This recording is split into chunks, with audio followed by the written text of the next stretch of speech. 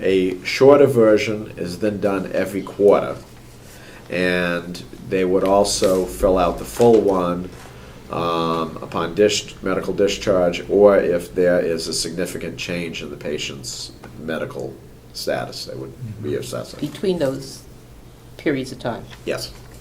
But at a minimum, it's done quarterly, with a comprehensive one done annually to when the person was first admitted. And so this data is what we use to do the acuity adjustments twice a year. When this was first put in place in 1999, they did a 3-year phase-in of the new rate system, so as not to dramatically harm any facility that was negatively impacted. Initially, they came up with median rates for all cost centers, so that essentially you would determine each of the cost centers and then pay at the median. And initially, Commissioner Morton put in place incentives and disincentives over and above the regular acuity adjustments. When this was first put into place, it was very controversial. It was a radical change with how nursing homes had been paid before then. A lot of facilities were substantially impacted, and as such, there was a lot of concern about this system. And so to deal with the industry, to establish communication, to figure out if any of this system needed to be changed or adjusted and so on, a group called the Nursing Home Technical Advisory Committee was formed. And this group makes recommendations to the Commissioner regarding the methodology and any other issues. Currently, they meet quarterly. For the first 3 years, this group actually met monthly. And then under some commissioners, we actually met less frequently than quarterly. But under Commissioner Toompas, we've established a normal routine with quarterly meetings. And there is county representation on this committee. Under Commissioner Toompas, Betsy Miller, the director of the New Hampshire Association of Counties, attends all these meetings, as does her private counterpart from the New Hampshire Healthcare Association. Since the inception, there have been 2 county administrators sitting on this. Currently, the administrators are Ray Bauer from the Riverside Nursing Home and Bruce Moorhead from the Hillsborough County Nursing Home. And we also have a clinician, essentially one from the county, one from the private as well. The county position right now is currently vacant, but I believe they're going to be proposing a name fairly soon to fill that role. So, after the TAC went into effect, they actually made quite a few changes to the initial acuity system, recommendations for changes which the Commissioner incorporated. One was that the only component to the rate that's now acuity adjusted is direct care. Initially, all of the components were acuity adjusted. And it was pointed out accurately by the industry that the amount of electricity that you use to light a room, the amount of or fuel cost to heat a room, the cost of the administrator, that's not going to vary depending on how sick or well a patient may be. The only thing that you really have an impact is direct care. So the change was made that would be the only component that we would adjust for acuity. The initial incentives and disincentives that were put in place were eliminated. A major change was made to the capital component, which is depreciation and interest, because when this system was put into place, essentially we're just suddenly paying everyone at the median, and that greatly impacted facilities that had undergone substantial new construction, because then everyone was basically being paid the same regardless, and they felt that they wouldn't be reimbursed then for any construction they had undertaken, and what it did was it also provided a disincentive to do any capital improvement. So that was changed, so the capital was changed to essentially be a pass-through, so whatever your capital expenditure was, that's what you would be paid, up to a percentile ceiling, and the TAC decided on the 85th percentile ceiling, which basically meant that you would array the cost of all of the facilities, and then you would figure out which facility was the 85th highest, and that amount would be the ceiling, and any facilities above that would get no more than that amount. Two other changes that the TAC's recommended. Annually, they've recommended the rebasing of costs. Now, this is something that's not done in most other states. Most other states will basically figure out a cost basis, and for years and years and years and years, that's the same cost basis they'll use, even though, as most of you know, costs do tend to go up. And the places that really hurts are facilities that have undergone substantial changes. For example, you built a new facility fairly recently. Yep. And if we only rebase cost every 5 years, that meant we wouldn't capture those new costs until we got around to using that particular, updating everyone's cost report. Yeah. And so by doing annual rebasing of costs, we're able to capture any substantial changes. We feel it's the most transparent, the most honest way to approach things. Other things that the Technical Advisory Committee recommends, they recommend essentially the utilization level for each rate period. So they're basically saying statewide an estimate of how many Medicaid patients we think we need to cover for the 6 months, because that's one of the components of determining the rates, is how many residents they're going to be. And so that's a recommendation from this committee as well. The next slide shows essentially just where the resources are located. You've got in RSA Chapter 151E the regulations regarding nursing homes. You have under the Administrative Rules HEE 806 the nursing facility reimbursement rules. And then I also made a reference to the Medicaid state plan, which used to be online and no longer is, but you could make requests to the state for copies of that if you wanted to see those pages of the medical assistance manual that related to this.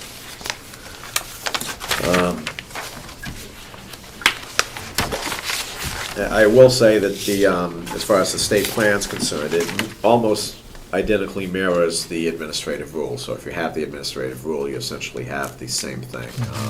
With a few minor grammatical differences because each has its own unique formatting. But other than that, it's essentially the same. Okay, as far as how the rates are calculated, essentially what we're doing, we're calculating a rate for each facility. Each facility would have a single rate that would reimburse cost per days per resident. And the inputs used to determine this, first you have the Medicaid cost reports, which every nursing home in the state annually submits a cost report to the state, essentially breaking down their costs for their fiscal year. You also have what we have listed as the all-payer and Medicaid case mix indexes. What a case mix index is essentially that is the acuity of that facility, the average acuity at a single point in time. And those numbers are used for the rate calculation. And then lastly, we have federal inflation data. And the reason being is we're going to use audited cost reports. And as I stated, they're submitted annually, and a facility has up to 3 months from the end of their fiscal year to submit those cost reports. And not every facility is on the same fiscal year. For example, right in the counties, some counties are on a calendar year and others mirror the state fiscal year. Right. So what we have to do when we're using these cost reports, so depending on when their fiscal year ends, these cost reports have been submitted anywhere from 9 months ago, covering up to 12 months ago, to 18 months ago, to theoretically even 23 months. So there could be up to an 11-month difference depending on when a facility's fiscal year ended. So what we do is we inflate all of the cost reports to the same point in time, so it's an apples-to-apples comparison. And so we use a federal inflation index geared for the nursing home industry to do that, which accurately captures as much as possible everyone's costs and inflation of those costs. Okay, the cost reports themselves, we go with the most recently audited state fiscal year, July 1 to June 30th. We go with the desk review of every cost report is desk reviewed, audited by our audit staff. And about every year, 20 to 25% of all of those desk reviews are then field audited, meaning we actually go out in the field and do a more in-depth audit on site of the various invoices and subcomponents that make up that cost report. So if we field audited that facility within the last year, we'll use that audit rather than the desk review because it's the most current and most detailed. Otherwise, we'll use the desk review. And the data used basically from those cost reports are the resident days as well as the cost components for the 5 cost centers that I'll go into in a second. Okay, page 6. Okay, the 5 cost components. First is direct patient care. This is the largest component of the rate. And typically this represents between somewhere between 50 and 60% of the rate, the majority of the costs. And these are the direct care patients, to the patients, the nurses' aides, and other direct care staff. We do have to break out therapy costs a little differently under the patient care as a subset, simply because the federal government many years ago, actually over a decade ago, was concerned that a lot of facilities were providing therapy for Medicare patients that the federal government was paying for, and then claiming those same costs a second time on the Medicaid cost reports. And the federal government was therefore paying twice. So essentially what we do now for the therapy piece is we'll look at the therapy component and then we'll subtract from it any compensation, federal compensation they've already received for those as an offset to eliminate that. Now, if a facility goes into the level of detail that they track therapy on a patient-by-patient basis and break out the Medicare separate from the Medicaid, and they can say for a fact that this therapy was provided specifically for this Medicaid, then they can charge that directly to Medicaid. Otherwise, it would be an allocation as are the other direct care costs minus any offsetting revenue they had already received for that.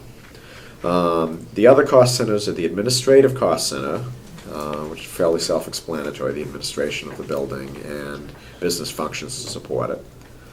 Other support would be indirect patient care, things such as the meals preparation, housekeeping, laundry, things of that nature. People who aren't dealing hands-on with the patients, but whose work directly relates to the care of the residents. Then you have plant, that's essentially the physical plant, the actual maintenance of the building. And then lastly, capital costs, which would be your bricks and mortar, your depreciation and interest for the building itself. So those are the various cost centers. As we begin this process, the other piece we have to do is do a data reconciliation on the medical acuity information. So essentially what we're doing, this is to determine the case mix index, the average acuity of the facility. We need various components. We need a facility census, which they provide. We need the minimum data set information for every resident who's on that census. We need the paid Medicaid days related to that. And then we also have to reconcile that essentially the patient has to be in all 3 of those sources for inclusion. Which of you two go over this to make sure that it's correct? Okay, that would be under Jen's area. This takes a lot of labor for us to even put together. And then you look at it again, right? Yes, with the census. We have tried to make it as simple as possible by putting it on eStudio. We put the last quarters of the last 6 months, and just has to be updated. So if it's updated as people leave, we've tried to make it as easy as possible so it's not reinventing the wheel every time. Yeah. So. Okay.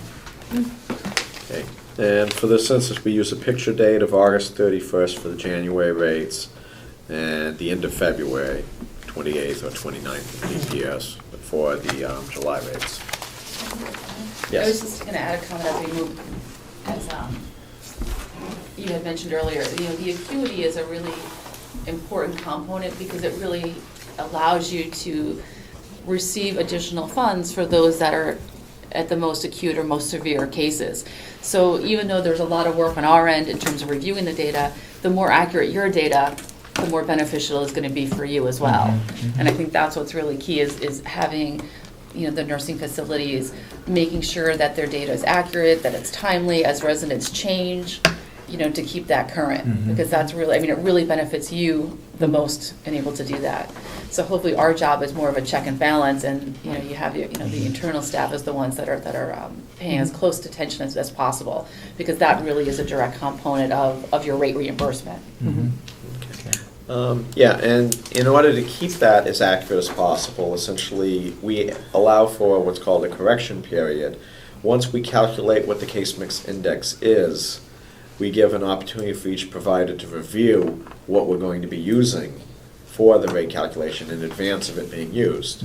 And we post this to eStudio, which is an electronic, web-based medium that each facility has their own password, unique password for, so it's protected information, but they can get in and check this data. And the timing is such that they'll have 2 to 3 weeks to actually review the data and get back to us with any issues or problems. If they're not on the report, there are various things we check for. We check to see if they've had a paid Medicaid day. We check to see that the MDS was accurately transmitted. And we also check to see if the resident was listed on the census. And we have some back and forth between our staff and the nursing home staffs to reconcile this. I don't know if you can answer this question. However, I am aware that there are lags in getting people onto Medicaid. Now, when they eventually get on, do you make up all of that monies that were not Okay. sent? A person would get from the moment their Medicaid eligibility goes into effect, they would be paid for those days. Whether they're included on the twice-a-year census is a matter of timing as to when they go from a Medicaid pending status to a Medicaid status. When we do the initial run of MDSs that we use to do this initial report we put out, they might be Medicaid pending, but it's entirely likely that a month later when we're doing the final grouping, that status would have changed from pending to Medicaid, in which case they then would be included. If they're not included in the census, you would still get paid, they just wouldn't factor into that average acuity of a facility. How much one person would impact that if their acuity was essentially close to the average of the facility, it would have negligible effect. If they were an outlier, either far less acute or far more acute than the average person in the facility, then that could have an impact. And it also would depend how many Medicaid residents you have. For example, Merrimack County Nursing Home has over 200 residents. The exclusion of 1 or 2 from that census is not going to make a dramatic impact. We have other facilities in the state that might have 4 Medicaid residents. The inclusion or exclusion of 1 resident there could have dramatic impact. I don't know how many Medicaid we have, but we have 103 beds. Right. We have roughly- 7 pending, Yeah. And 7 pending? yes. Last I remember. Okay. But we have roughly 24, 25 private pay still. So almost a quarter of our residents are private pay. Okay. And I think, you know, to make Jonathan's point is, because the rates are adjusted twice a year, you know, you have that, you know, that opportunity that your acuity, if that pending residents are dramatically different than your averages, that is also why we try to look at rates more than just annually looking at the cost data, because your factors may impact that, as opposed to this is your only snapshot in time and it's sort of your only opportunity in terms of that reimbursement. Yeah, and our long-term goal would actually to do this on a quarterly basis rather than twice a year. Right now, there's a limitation to the computer system the state presently has that we can only do it twice a year.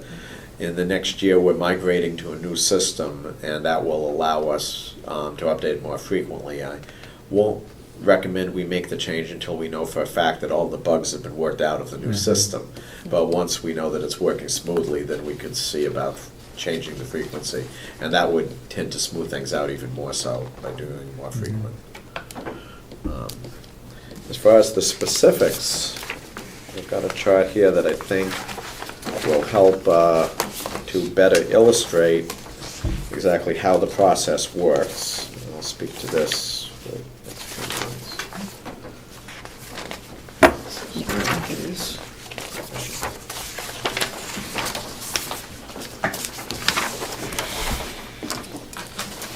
Oh, I think I've seen this before. Yes, you probably have. Essentially, this flow chart just shows how the various components interact. I'll be able to speak more specifically to your facility in a second, but just to briefly walk through here. You take the facility's direct costs, you then divide by what's called the all-pay or case mix index. What this does, because the direct care cost here is the total cost for all of your direct care, regardless of whether they're Medicare, Medicaid, private pay. This is just your average cost. So what we're doing is we're then dividing it by the average acuity of the entire facility, regardless of who the payer is, to get what the average cost per person for the overall facility is. We then compare that to the statewide median, and we take the lower of the actual or median of those costs. You then multiply it by the Medicaid case mix index. This is the acuity adjustment number from twice a year. And what this does here is it's taking what was your average cost, regardless of payer, and then adjusting it by strictly Medicaid. And what that does is if your Medicaid patients tend to be more acute than, say, your private pay or private insurance or Medicare, then you would be adequately compensated for that. Similarly, the reverse is true. Let's say you had a private nursing home that decided to specialize in more acute Medicare patients. Well, the Medicaid program shouldn't have to pay for that. So it's by this adjustment here, it's saying even though if your overall acuity for the facility may be higher, if that nursing home's Medicaid residents are less acute, we shouldn't have to pay for their more acute non-Medicaid residents. So that's why you then do that multiplier.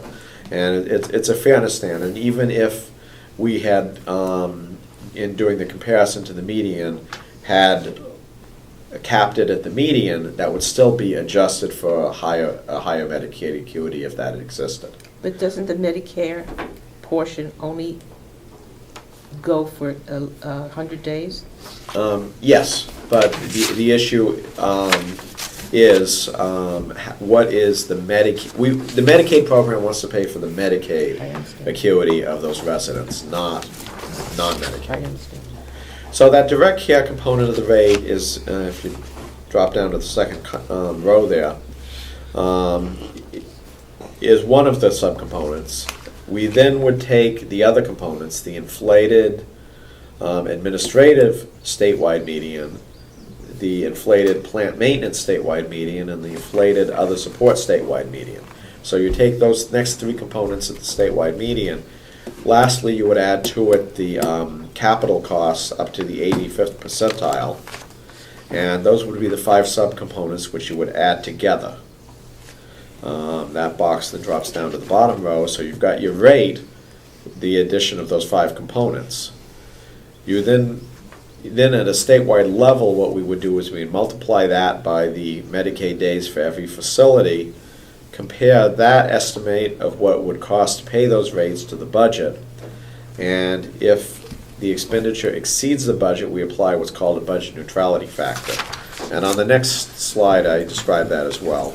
Budget neutrality factor is the total expenses for all of these rates, calculated using the utilization to determine if the legislative budget appropriation is sufficient. And then if there's a shortfall, a budget neutrality factor would be applied to all of the rates, to all facilities, in order to reach the legislative budget. And then from that, we would get the final rate by facility. And that's probably not up to where it should be, right? No, in fact... Because the state doesn't have the money. In fact, now to show you the specifics, how it relates to your facility, let me pass out, this is the January 1, 2012 rates. So these are the rates that are in effect right now for the nursing home that we have sitting right over here, the Mountain View. Community, yes, I was gonna say nursing home, but I knew that wasn't the right name, Mountain View Community. And so basically, essentially what I'm gonna do is walk through for specifically how their rate is calculated. We have a 4-page sheet here. And the first block, block 1, is the cost information and the resident day information from the submitted cost report. So what we have here is the cost report period ending 12/31/2009, which was essentially the state fiscal year, fell during state fiscal year 2010. And this July, we would then update it using the next year's, which, and the reason that you're saying, well, that those costs are over a year old, 2 years, well, essentially, we're using what's submitted on a calendar year. And again, from the end of that fiscal year, the facility has 3 months to submit that cost report. So this was a cost report from 12/31/2009. We did not receive that cost report until essentially March 31st, 2010. And then they needed to be audited, as did all of 80 of them in the states. And when we're setting the rates for July, we have to actually have those rates sent out 30 days in advance, which means we have to have them done by June 1st. If we're not getting the cost reports till essentially April 1st, we're not going to be able to get 80 of them desk reviewed in 2 months. So that's why essentially there is a 1-year lag, but those costs have been inflated up to the current year. So we're essentially taking the cost report from the previous year, inflating it up to that year, and then using it. And then we're essentially using the same cost basis for both the July and January rates. And then the following year would be updated to the next year's cost. So you have here broken out the different cost components. The patient care, administrative, other support, plant maintenance, and then the depreciation and interest. Then calculated the days, and what that works out to was an adjusted cost per day for each of those components. In block 2, we have the inflation factor that's then used to inflate those costs. In this case, it was basically 4.353% to bring this 12/31/2009 costs up to the point in time that we were using, which for the would have been the July 1, 2011. So we were essentially adding a year and a half's worth of nursing home inflation, which based on the feds would have worked out to 4.435%. I will add that the depreciation and interest costs that you see listed there are actually not from the 12/31/2009 cost report. That when you open the new facility, we came out and did a specialized field audit of that, of all the new costs that made that up. And so what we're actually using is more recent costs related to the cost of the new facility rather than the historical costs from that report. That when you have a complete replacement of a facility, we're allowed to go out and do a revision of that one component. And that greatly benefits you because it captures the new costs a lot sooner, a year and a half sooner than it would otherwise. Okay, we then have the 2 case mix indexes, which is the number that we use to adjust. And both of these numbers are almost identical for you. All payer, meaning all residents, 0.9858, and then Medicaid, 0.9853. What that means is if you were at exactly the statewide average on acuity, it would be 1.0. So what this is saying is you're approximately 1.5% below the statewide average for both your all-payer and your Medicaid. So you're very close to the statewide average. This number here could vary anywhere from 0.8 to 1.2, meaning some facilities, the acuity deviates up to 20% from the statewide average. Here, you're almost at the statewide average. Okay, going to the next page, this is the therapy calculation, if there were an offset there, and in your case, that's not a factor, so therefore